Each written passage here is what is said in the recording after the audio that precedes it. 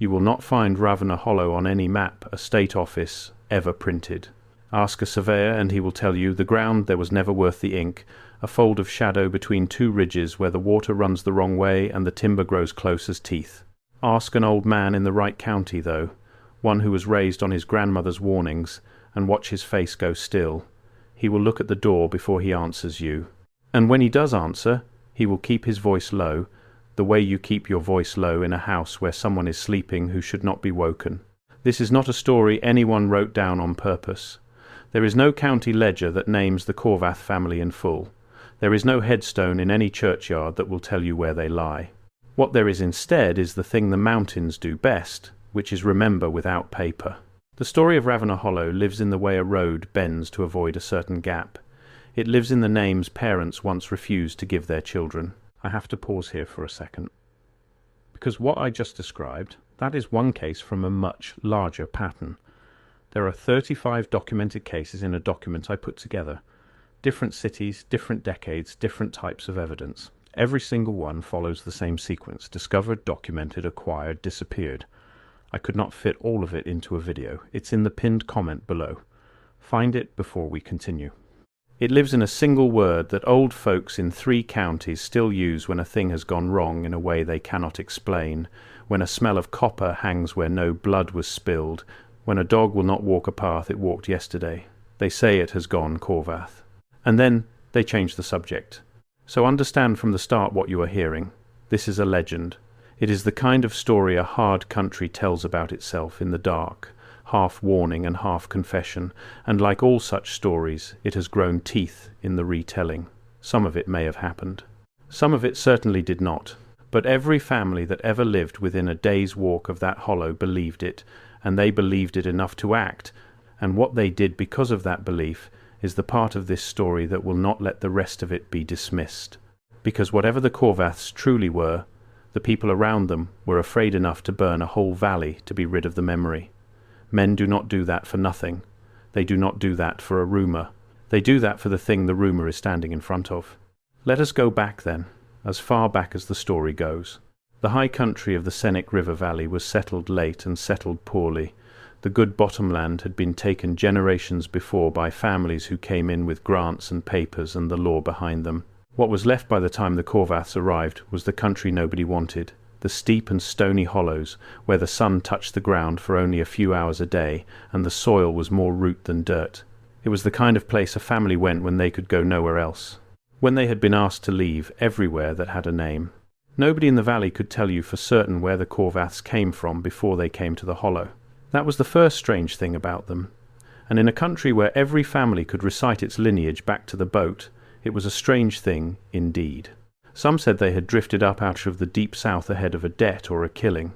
Some said they had come down from the north, from a settlement that no longer existed, that had emptied out in a single winter for reasons no survivor would name. The truth is that they arrived the way weather arrives. One autumn there was no one in the hollow between Coldwater Knob and the ridge the maps would later call Tools Mountain. The next autumn there was smoke coming up out of it, thin and blue and constant, and the men who noticed it did not go to see who had lit the fire. That, too, tells you something. In that country a new neighbour was an event. Someone always rode over to look, to trade, to measure the newcomer against the fear of the wilderness. Nobody rode over to the hollow. From the very first, the country seemed to know to leave that ground alone. The man at the head of the family, if a man he was, went by the name of Absalom Corvath. The people who claimed to have seen him described him the way you would describe a tree that had been struck by lightning and gone on living anyway, tall and blackened and wrong in the joints, a man who seemed always to be listening to something that stood just behind your shoulder. He had a wife, or a woman, who kept his house, called Mara, and she was said to be the more frightening of the two by everyone who was unlucky enough to meet her. And around them, in numbers that seemed to change every time anyone counted, were the children, sons who did not speak, daughters who spoke too much, and never in the right order. The valley never did learn how many Corvaths there were, and that uncertainty became its own kind of dread. You can be afraid of a wolf. It is harder to be afraid of a thing when you do not know how many mouths it has. The few who spoke of Mara spoke of her the way you speak of a thing you have decided to forget. She was old, they said, older than Absalom, older than seemed possible, and yet she moved through the steep timber of that hollow the way water moves, without effort and without sound, and she was always where you did not expect her, and never where you looked first. A trapper who claimed to have seen her up close, one who ran his lines along the ridge above the Corvath ground in the early years before he learned better, said that she had been kneeling at the edge of a spring when he came upon her, and that she did not startle, and that she did not turn all the way around, only her head turning back over her shoulder while the rest of her stayed as it was, and that she smiled at him, and that her smile had too many teeth in it for a human mouth, and that he left his traps where they hung and never went back for them and never ran that ridge again. Whether any of that is true I cannot tell you, but I can tell you that the trapper was a hard and unfanciful man who had wintered alone in that country for 20 years without complaint, and that after the spring he was a different man, quieter, given to sitting up at night, and that he asked to be buried facing away from the mountain, and that his family honoured it. And the children. The children were the part the mothers of the valley could not bear, because there were always children in the hollow, generation upon generation of them, and yet no one ever saw a Corvath child grow up, and no one ever saw a Corvath grave. And the arithmetic of a family that is always full of children and never buries an old one is the kind of arithmetic that keeps a whole valley awake. Where did they go? The mothers asked one another, low, over the wash line, when the old ones went. Where did they go?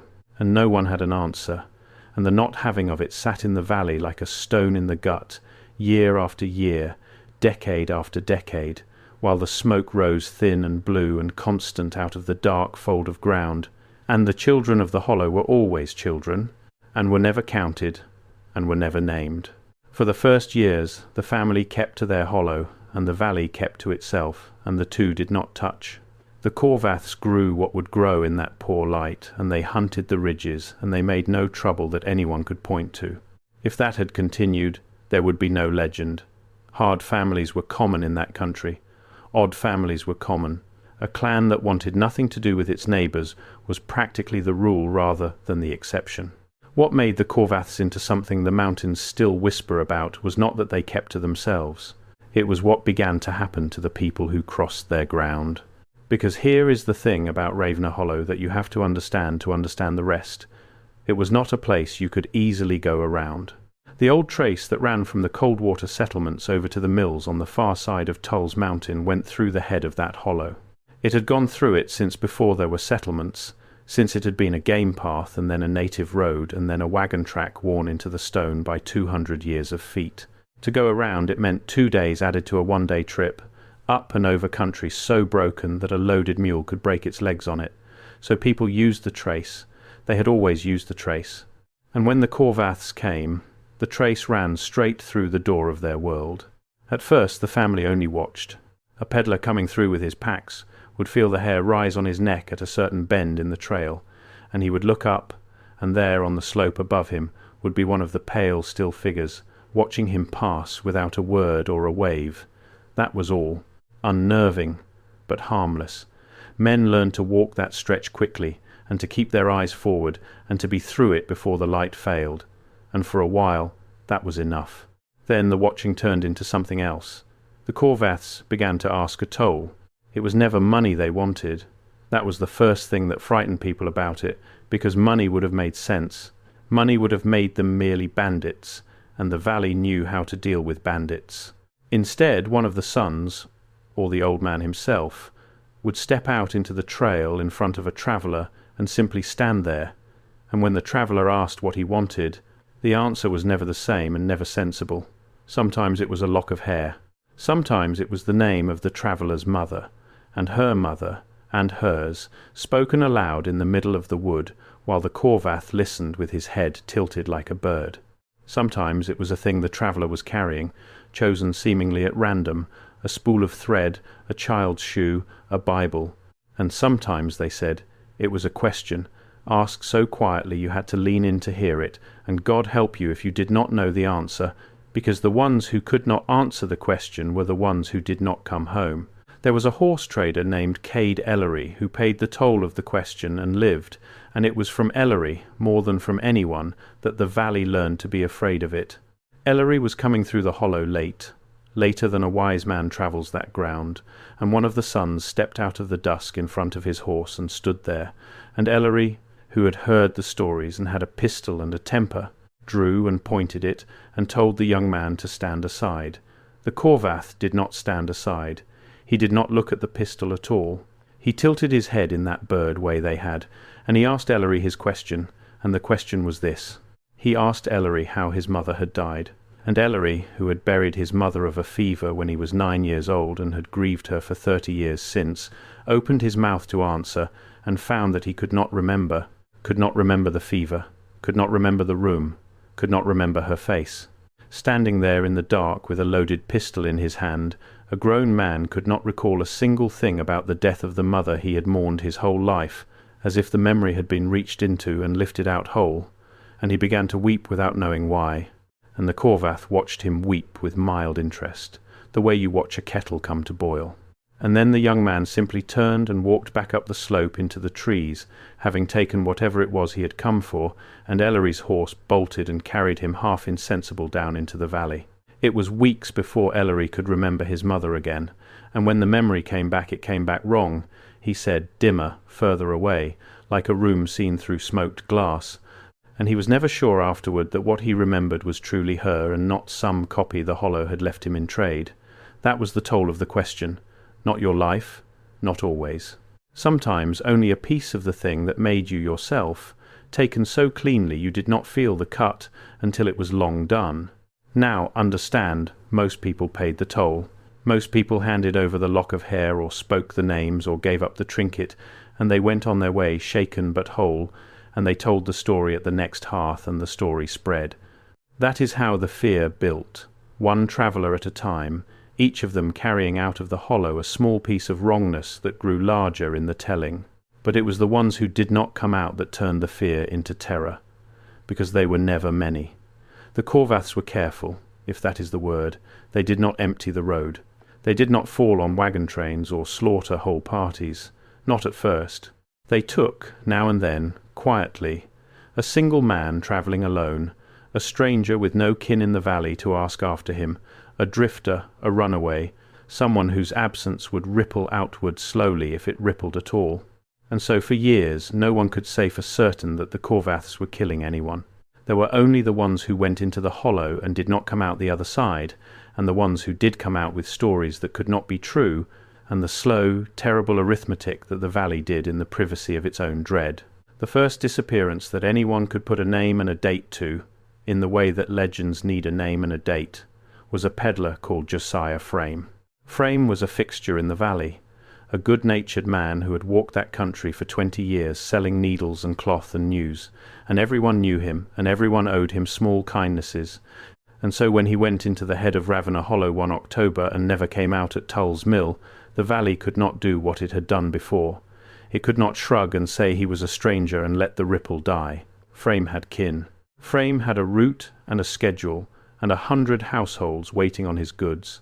When he did not appear at the mill by the day he was expected, and did not appear the day after, a party of men from Coldwater went up the trace to find him. They found his packs first. His 2 mules were standing patiently in the trail at the very head of the Hollow, still loaded, still tied to a tree, cropping the grass as if their master had only stepped away to relieve himself. The men called Frame's name and got no answer but the sound of it coming back off the ridges, and then one of them looked up the slope toward the smoke, and what he saw made the whole party turn and go back down the trace faster than they had come up it. He would never say clearly what he saw.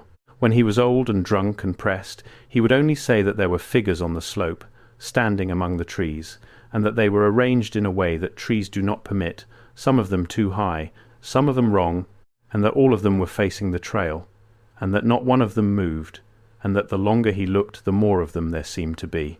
The party took Frame's mules and Frame's packs, and they went home, and they did not go back. And the goods sat in a barn in Coldwater for a year, because no one would buy a dead man's needles, and Josiah Frame passed from a person into a warning. After Frame, the trace began to die. It did not die all at once, but a road is only a road because people use it, and one by one people stopped. The mill traffic found the long way around, 2 hard days instead of 1, and cursed the Hollow, and used it anyway. The peddlers who had walked that country for a living struck it from their roots and let whole settlements go without goods rather than pass the Corvath ground. The valley was, in a slow and grudging way, ceding territory. It was giving the hollow up, and you might think that would have been the end of it, that a family that only wanted to be left alone would have been content to be left alone, to sit in their shadow with their toll and their smoke and their unspoken numbers. But that is not what happened. That is the thing about the story that the old people always come back to, the detail that makes it more than a tale about a road you should not walk. Once the valley stopped coming to the Corvaths began to come to the valley. The first they knew of it was livestock. A farmer on the Coldwater side named Pruitt lost a heifer out of a locked pen one night, and there was no gap in the fence and no sign of a struggle and no blood, only the gate standing open and the animal gone as if it had been lifted whole into the air. Pruitt was not a superstitious man, and he blamed thieves, and he sat up the next 3 nights with a shotgun across his knees. On the 3rd night he did not shoot anything, but toward morning, in that grey hour when the eye plays tricks, he saw them at the edge of his field. 3 of them, he said, pale and still, standing just inside the tree line, not coming closer, not going away, only watching the house the way they had once watched the trail, watching him. And Pruitt, who had faced down bears and men and a war, sat in his own doorway with his own gun and found that he could not make himself raise it. He said afterward that it was like the fear you feel in a dream, the fear that steals your arms and your voice, and that he sat frozen until the light came up and the figures were simply not there anymore, the way frost is not there anymore once the sun finds it. Pruitt moved his family off that farm within the month. He told everyone it was for the school, for his wife's health, for a dozen reasons that were not the reason. And the farm sat empty, the way Frame's goods had sat empty, because the valley understood by now that the Corvaths were not staying in their hollow, and that a thing had come loose in the country that could not be put back. It is here, in the middle years of the legend, that the specific horrors begin to accumulate, and I will tell them the way the valley told them, which is to say plainly and without softening, because the people who kept this story alive did not believe they had the right to soften it. They believed they owed the dead the truth, as they understood it. So, there was the government man, first, because the government came before the strangers did. In one of the census years toward the close of the last century, when the country was being counted and mapped and pulled into the ledgers of a nation that did not yet know what lay in its own high folds, a young enumerator was sent up the Sennic Valley to number the households, and he was given the hollow ground on his list because the hollow ground was on the old maps even if nothing else about it was.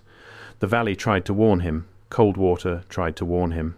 A storekeeper drew him a route that went around, 2 days longer, and pressed it on him and would not take money for it, and the young man thanked him kindly and folded the map into his coat and went up the trace anyway, because he was paid to count what was there, and he could not very well write in his official book that a household had not been enumerated on account of a ghost story. He was earnest. That is the detail the valley always keeps. He was young and earnest, and he believed in the ledger, in the idea that a thing counted and written down is a thing made safe and known and ordinary, and he went up into Ravenna Hollow to make the Corvaths ordinary, to fix them in ink between the Pruitts and the Hales, and the Hollow, which had been fixing people its own way for longer than there had been a census, took him. His book came back. That was the thing. He did not come back, but 3 weeks later his enumerator's book was found on the steps of the Coldwater store one morning, laid there neatly in the night, and every household in the valley was in it in his careful hand, every name, every age, every trade, all correct, all the way up the trace, and at the head of the hollow, where the Corvath household should have been entered, there was writing too, pages of it, far more than any single household should fill. The same hand at first, the young man's careful clerk's hand, and then the hand changing part way down the page, growing, spreading, the letters coming apart and rejoining wrong, and the names, if they were names, going on and on down the page and on to the next and the next, hundreds of them, thousands, a census of something that had been living in that hollow far longer and in far greater number than any human family, counted at last in a book by a man who had wanted so badly to count it. The storekeeper who found the book put it in the stove without reading past the first of those pages, and the men who had glimpsed it over his shoulder agreed for the rest of their lives that he had done right, and the young earnest enumerator was carried on the government's rolls as lost to accident in rough country, which, in a manner of speaking, he was. There was the matter of the Aldous family, who did not believe the stories. The Aldouses came into the valley from away, from a flatter and more reasonable country, and they heard the warnings about the ground below Tull's Mountain, and they did what people from reasonable countries do, which is to smile politely and privately decide that mountain folk are children afraid of the dark. There was good empty land to be had cheap on the ridge above Ravenna Hollow, land nobody local would touch at any price, and the Aldouses bought it, all of it, a whole ridge for the cost of a good mule, and they moved their family of 7 onto it in the spring, and they set about proving that fear is a thing only ignorant people suffer. For a season it seemed they were right. They cleared, and they planted, and they built, and no pale figures troubled their fields, and the smoke from the hollow below them was just smoke, and the oldest children played along the ridge-line within sight of the dark fold of ground their neighbours would not name. The valley watched the Aldouses the way you watch a man walk out onto ice you know to be thin, with dread and with a terrible fascination, and some of the valley began quietly to hope the strangers were right, because if the Aldouses could live above the hollow, then maybe the fear had always been foolishness, maybe Frame had simply wandered off, and Pruitt had simply seen frost. The Aldouses lasted until the second winter. What happened on that ridge is the black heart of the whole legend, the part the tellers dropped their voices for, and the truth is that no living soul witnessed it, and so the valley had to assemble it afterward from what was left, the way you assemble a broken thing from its pieces on the floor. What is known is this. In the deep cold of February, a neighbour from the Coldwater side, a man who had struck up a wary friendship with the elder Aldous over shared fence line and shared stubbornness, climbed the ridge to check on the family, because no smoke had risen from their chimney in 4 days. 4 days of hard, cold, and no fire is a death sentence in that country, and he went up expecting to find them frozen, and he steeled himself for that, and it was not that. The house was open. Before I go further, that document in the pinned comment. If you have not found it yet, go there now, because everything I cover in these videos is one piece of a pattern that only becomes visible when you see all 35 cases together. The document shows you the full pattern. What I can show you here is the surface. What is down there is everything underneath it. Pinned comment, now, then come back. Not broken into. Open. The door stood wide, and had stood wide long enough that snow had drifted across the floor and into the far corners of the front room, a smooth, unbroken sheet of it, beautiful and terrible, and the terrible part was that there were no tracks in it. No tracks going in, and no tracks coming out, and no tracks of the family who should have been inside. The snow lay across the threshold like a page no one had written on, and the house was empty. All 7 of them. Gone. Their coats on the pegs. Their boots by the cold hearth. The table set for a meal that had frozen solid in its bowls, the spoons standing up in it. 7 people had sat down to supper, and had risen from it, and had walked out into a February night, without their coats or their boots, into snow that took no print of their feet, and they had gone down, off that ridge, in the one direction that no one in the valley would willingly go, and they had not come back, and they were never found, not one of them, not a bone, not a button, nothing but the supper freezing on the table and the door standing open to the dark. The neighbour who found it, they say, came down off the ridge with his hair gone white in patches, and he never spoke above a whisper again for the rest of his life. And when he died some years later, the people who laid him out said his hands were fixed in the shape of a man holding something away from his face. After the Aldouses, no one from away ever again bought land above Ravenna Hollow, and the fear that some had begun to hope was foolishness settled back over the valley heavier than before, because now it had proof, now it had a table set for 7 and a floor of unmarked snow, and there is no arguing with a thing like that. And there was one, in all those years, who came back. Only one that the valley ever agreed on, and the story of her is in some ways worse than the story of the ones who vanished, because the vanished at least were spared what she was not. She was a girl of the Mill families, called Nan, no more than 10 or 11, who was taken off the Tulls mountainside one summer evening from a yard within sight of her mother's window, taken the way Pruitt's heifer had been taken, without a sound and without a print, there and then, simply not there. The Mill families searched for her the way you search for a lost child, which is to say without stopping, without sleeping, without ever quite believing, for 11 days. And on the 11th day she walked out of the head of the hollow on her own 2 feet, down the trace into cold water, and she was alive, and she was unmarked, and she was ruined. Not in her body. Her body was whole. It was the rest of her that did not come back. She would not speak of where she had been and could not be made to, but it was not the silence of a child too frightened to tell.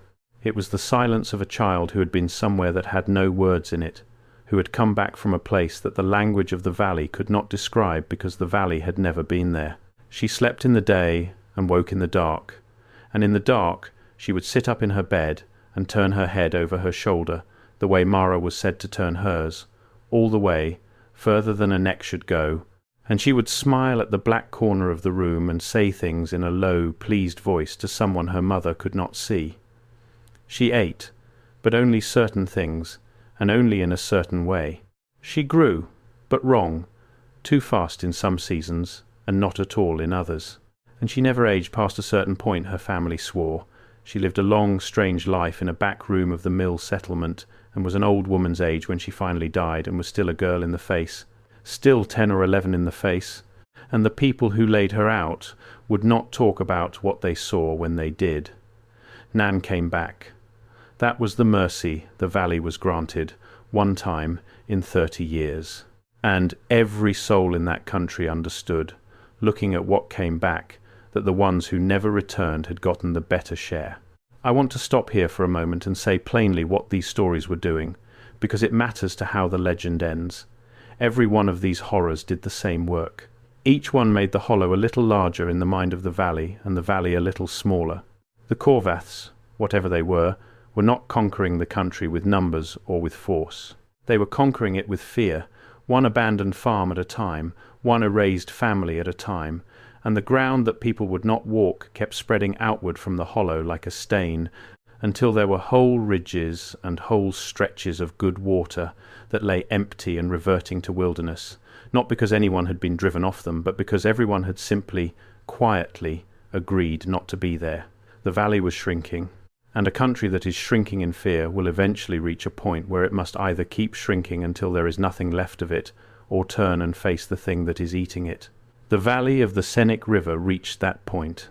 The legend says it reached it on a single night, and it says the night began with a wedding. The girl's name, in the story, was Dosey Hale, and she was to be married in the little church at Coldwater to a young man from the mill families on the far side. And because the mill families could not easily come the long way around, and because it was a joyful thing, and because young people do not believe in fear the way their elders do, the wedding party made a decision that the whole valley would spend 100 years regretting. They decided to bring the groomspeople over the old trace, through the head of Ravenna Hollow, in daylight, in numbers, singing, with the confidence of the young and the armed, because surely, they reasoned, surely the Corvaths preyed only on the solitary and the strange, and surely 20 souls in bright company with fiddles and guns and a bride in white were more than any shadow would dare to touch. They were wrong, and the manner of their wrongness is the reason the valley finally rose. Not all of them died, that is important. 4 came out. 4 out of the more than 20 who went in, and it was those 4, and the state they were in, and the thing they carried out with them, that broke the last of the valley's patience. They came stumbling down the Coldwater side at dusk, 3 men and the bride was carrying her wedding dress in her arms in a bundle because she was no longer wearing it, and she would not say why, and she never said why, not for the rest of her long, strange life. The men could barely speak. They had gone up the trail singing, and they had reached the head of the hollow, and there had been a sound, they said, a sound like the whole ridge drawing breath, and then the light had gone wrong, gone thick and brown and slow, and out of the trees on both sides at once the pale figures had come down, more of them than there were trees to hide them, and the singing had stopped. What the survivors described was not a fight the valley could have understood. It was a harvest. The Corvaths moved through the wedding party, they said, without hurry and without sound, and where they touched a person, that person simply stopped, folded, was gathered, and the survivors ran and did not look back, and the ones who did look back did not survive to be counted among the 4. They lost the bride's father on the trail.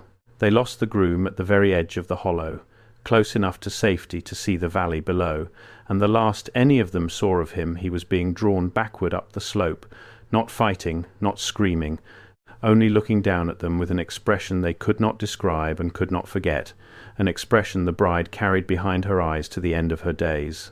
Dosey Hale came down off that mountain a widow before she was ever a wife, and she walked into Coldwater with her ruined dress in her arms, and she stood in the churchyard where she was to have been married, and she told the valley what had happened, and the valley listened, and something in it that had been bending for 30 years finally broke. They did not decide to face the hollow in a single dramatic moment. That is how the legend tells it, but the legend compresses. In truth, it took weeks. It took the slow gathering of men from 3 counties, from Coldwater, and from the mill families, and from the far settlements that had lost peddlers and drifters and sons over the years, and had never dared to name what took them. It took the arrival of a preacher, a hard old circuit rider named Elder Vane, who had buried too many of the vanished, and who believed, in the plain, terrible theology of that country, that what sat in Ravenna Hollow was not a family at all, but a thing wearing a family, a wrongness that had put on human shape the way a man puts on a coat, and that it was the God-given duty of living men to unmake it. Elder Vane gave the valley what it had never had before, which was permission.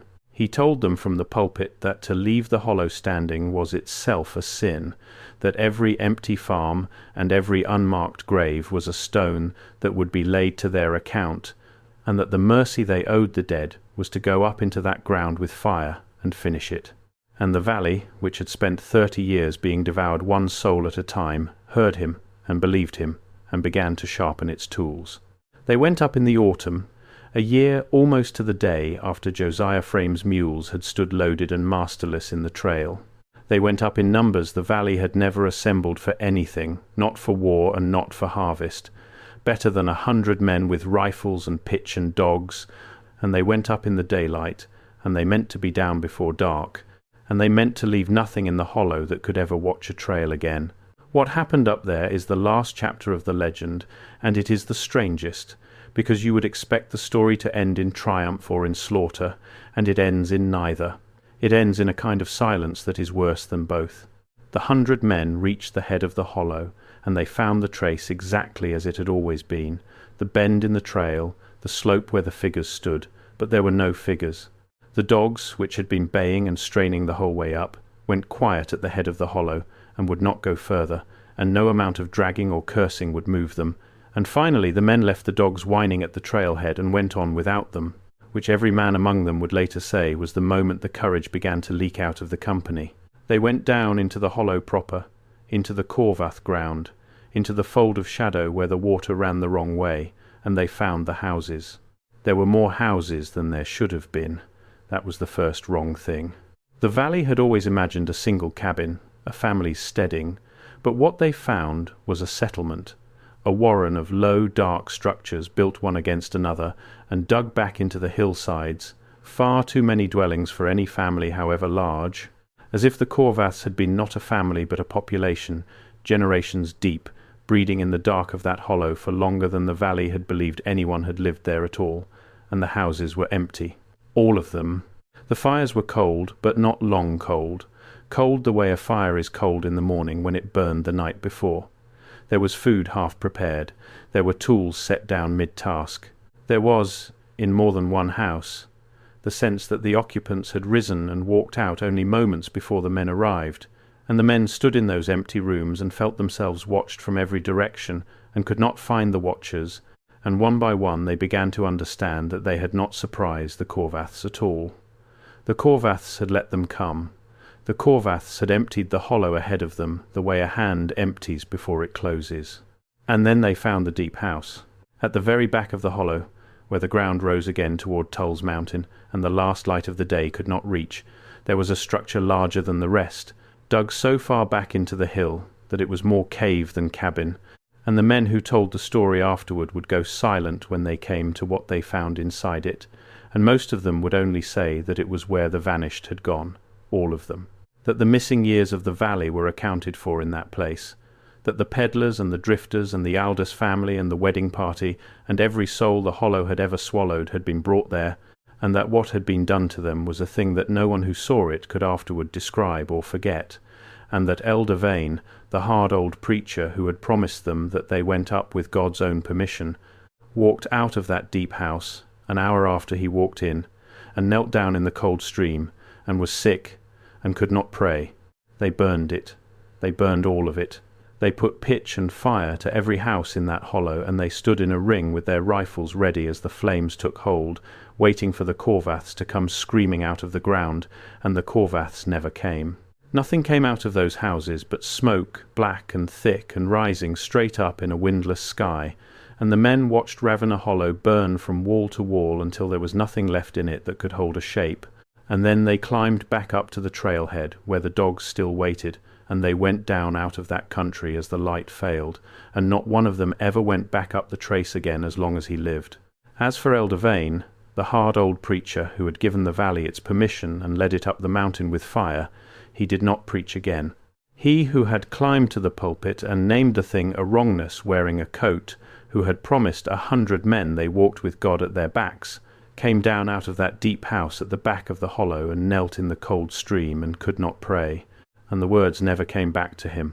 He lived a few more years in a cabin outside Coldwater, and he kept a lamp burning all night, every night until the day he died, and he would let no one sit with their back to a window in his house, and when travellers asked him, as travellers will, whether the valley had truly won that autumn, whether the thing was truly finished, the old man who had once thundered certainty from a pulpit would only look at them a long moment and say the same soft thing every time.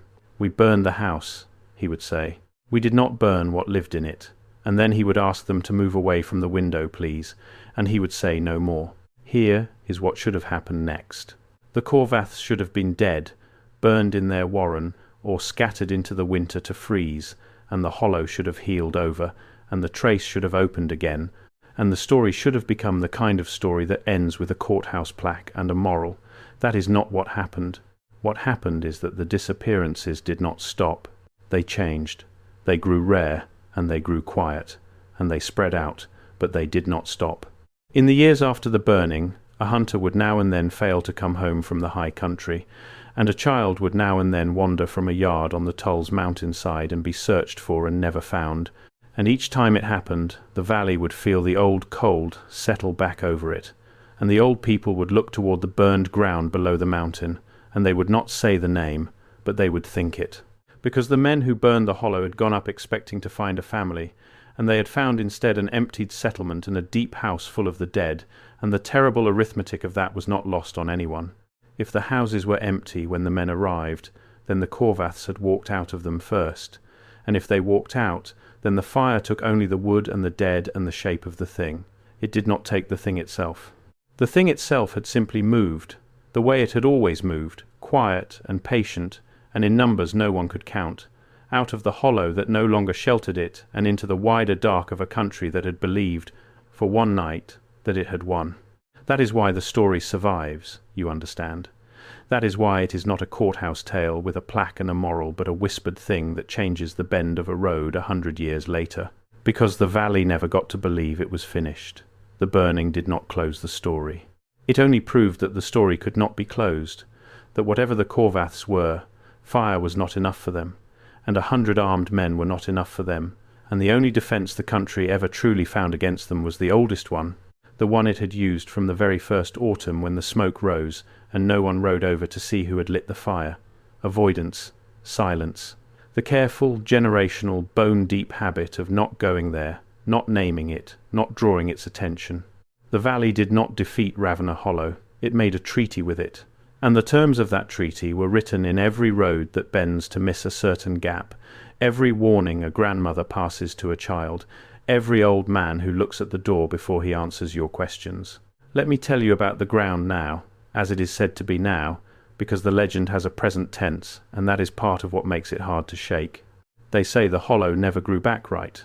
Timber that should have come in thick and green in the century since the burning came in instead, thin and dark and strangely quiet, and the birds that should fill any Appalachian wood with noise do not sing in it, and the deer do not yard in it, even in the hardest winters when they will shelter anywhere. They say the water still runs the wrong way, back into the mountain instead of down out of it, though no geologist has ever been able to confirm this, and no geologist has ever seemed eager to try. They say that on certain evenings, in the brown light just before full dark, a person standing on the cold water ridge and looking across at the burned hollow will see, among the thin, dark trees, figures that are too still and too tall, and arranged in a way that trees do not permit.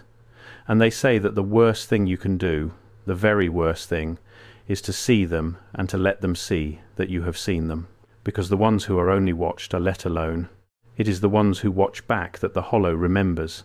There was a survey crew in the early part of the last century that did not know the story or did not believe it, sent up by a coal company to run lines through country the company had bought sight unseen off a map. 6 men went up toward Tools Mountain in the spring with their chains and their transits and their company confidence, and they camped against all local advice at the head of Ravener Hollow because it was the flattest ground and the water was near. 3 of them came down. It took the valley a moment to understand what it was seeing when the 3 came stumbling into cold water, because it had seen this before. It had seen it with the wedding party. 3 men out of a company, grey and shaking and unable to give a straight account, and the oldest people in the town went cold all over, because it meant the treaty was still in force. It meant the hollow was still keeping its books. The survey company sent men to look for the missing 3. They found the camp undisturbed. They found the transits standing on their tripods, carefully levelled, pointed all in the same direction, up the slope into the dark trees, as if the crew's last act had been to aim their instruments at something they wanted very badly to measure and could not. And they found no other trace, and after a season of trying, the company quietly abandoned its claim to that country and struck it from its maps, and the ground below Tull's Mountain went back to being ground that appears on no map, which is where this story began. I have told you this is a legend, and I have kept that word in front of you the whole way through, because you deserve to hold it while you listen. There is no ledger that proves a Corvath ever drew breath. There is no grave you can visit, no burned foundation the Historical Society has marked, no photograph, no confession, no bone. What there is a story that 3 counties agreed to believe hard enough to send 100 men up a mountain with fire, and a stretch of country that has lain empty and shunned for longer than anyone can explain by soil or by law, and a word that old people still use when a thing has gone wrong past mending. That is all. That is everything. In a hard country, that is more than enough. Because think about what a legend like this one is really for. It is not entertainment, or it is not only entertainment. A country that lives close to a wilderness that can kill, it needs a way to carry its warnings across the generations, and the warnings that survive are the ones that frighten, and the ones that frighten most are the ones shaped like a family gone wrong in the dark. The Corvaths may never have existed, but the things the Corvath legend teaches are all true. That there is ground you should not walk, that the confident stranger who laughs at the local fear is the one they find with his supper frozen on the table, that some doors, once opened, do not take the print of your feet when you flee back through them, that the oldest and surest wisdom a hard country owns is to know what to leave alone, and to teach its children to leave it alone, and to never, ever watch back. The valley of the Senec River learned that wisdom, the hardest way a place can learn anything. It learned it one abandoned farm and one erased family and one masterless mule at a time over 30 years, and it paid for the lesson with more people than it could afford to lose. And when it finally rose up in fire to end the thing that was teaching it, it found that the thing could not be ended, only avoided, only outweighted, only refused. And so the valley refuses it still. The road still bends, the grandmothers still warn, the old men still look at the door, and Ravener Hollow sits where it has always sat, thin and dark and quiet, between 2 ridges, keeping its books, waiting with the patience of a thing that has all the time in the world, for the next confident soul who does not believe in it to come walking up the old trace at dusk, singing, sure of the daylight, certain that the fear is only a story. Do not be that soul. If you ever find yourself in that high country, and the road bends for no reason you can see, let it bend, and go the way it goes. If an old man drops his voice and looks at the door, drop yours, and mean it. And if you should ever stand on a ridge at the brown edge of dark and see, among the thin trees across the way, a shape that is too still and too tall and facing you, do the one thing the legend begs you to do, the one defense the valley bought with 100 lives and 30 years of grief. Look away, let it be watched, and never let it know you saw. Turn your feet down the mountain, and do not run, because running is a kind of watching back, and walk home in the failing light with the story unfinished behind you, which is the only way anyone has ever come home from Ravenna Hollow at all. The mountains remember what the paper forgets. They remember the Corvaths, or they remember the fear that wore that name, which in the end amounts to the same thing, and they will go on remembering long after you and I have stopped, passing the warning down in the bend of a road and the hush of a voice, keeping the treaty, tending the silence, leaving the dark fold of ground alone. That is how a legend stays alive, not in the telling, in the leaving alone. And now that you have heard it, you are part of the telling too, which means the leaving alone is yours to keep as well. So keep it. The Hollow is patient. It can wait for anyone. Make sure it never has cause to wait for you.